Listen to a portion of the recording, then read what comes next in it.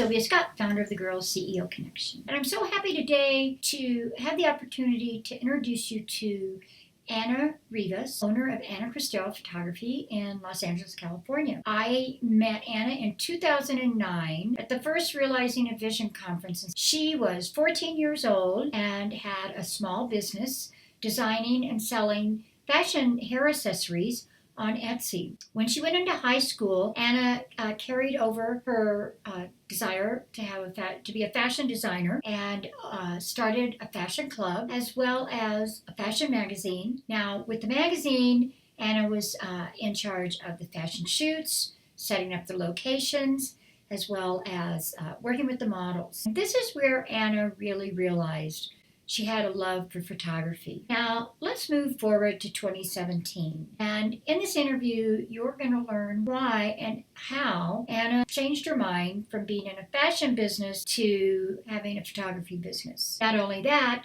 she's a photographer for weddings and then social issues in the Los Angeles area for about immigrants as well as poverty. So let's get on with our interview with Ana. Ana, and thank you so much for joining us.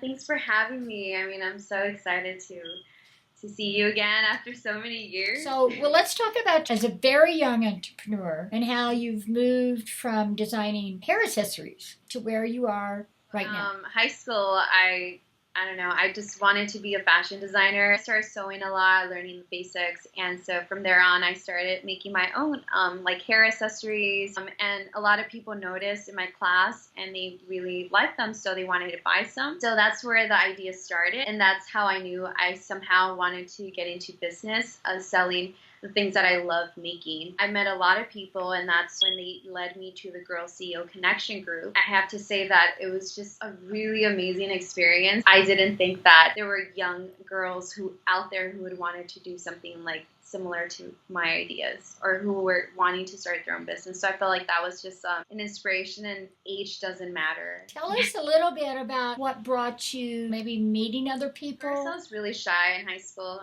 I didn't want to talk to people, like especially about my ideas. It's kind of intimidating, especially like talking to older women who already have their business started. I'm like, how am I supposed to talk to these people? A lot of them were just really friendly and open-minded, and they're willing to give advice to anybody. For me, that kind of pushed me to just meet other people and interview them, ask them questions. I interviewed Zoe DeMasella.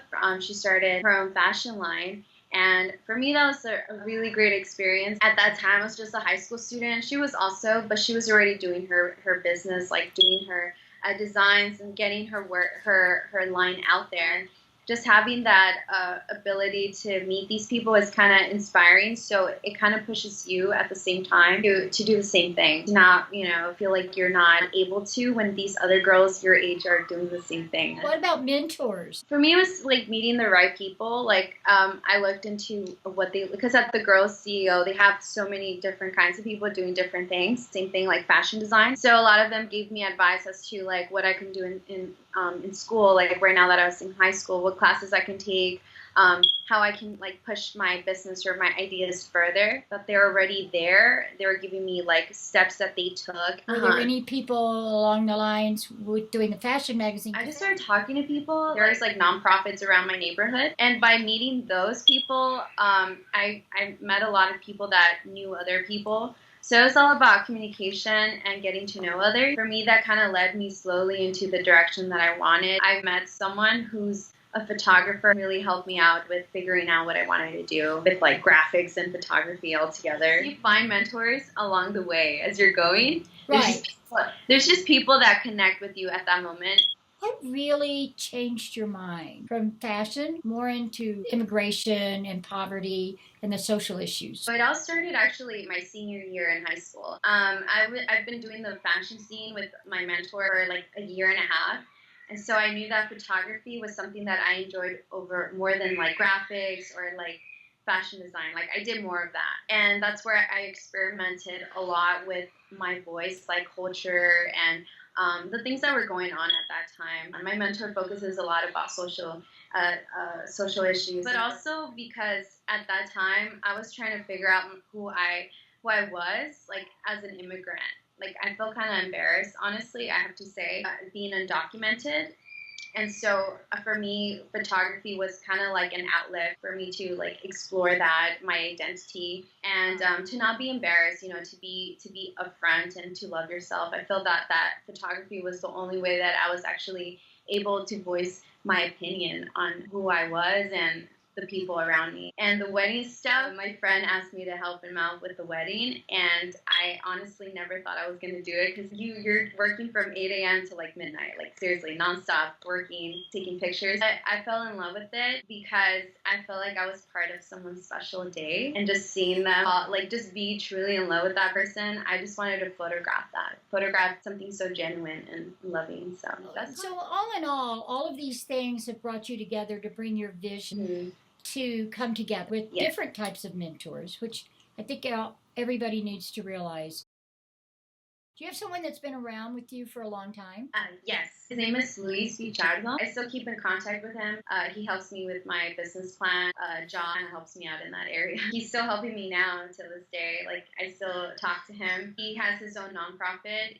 He's also doing his photography business. Looking at your journey, there's been so much. I never would have thought, honestly, never would have thought. Like, this would be my life right now. Me is kind of shaped into where I need to be, and I think that's the exciting part, is not knowing, having an idea, like a passion for something, but just letting it go. Ana, we're going to round this up with you giving a little bit of advice for someone that's starting out, or maybe they've already started. What advice would you have? Be very open-minded. That's something that's helped me a lot. No matter what you're doing, it doesn't matter if it's just a small job, like a part-time job, always find a way to learn something new for yourself, to keep growing. If you feel like you're not growing, try something else. And if you're afraid, keep doing that, what you're afraid of doing, because that's what's going to help you keep growing. Last thing would be to just be real, be yourself, because I personally feel that everybody has a vision, like everyone has a purpose of their own. They need to always be true to that vision. So if you're trying to be like somebody else, it's not going to work out. You always have to be yourself, and people are just going to feed off of that, and they're going to want to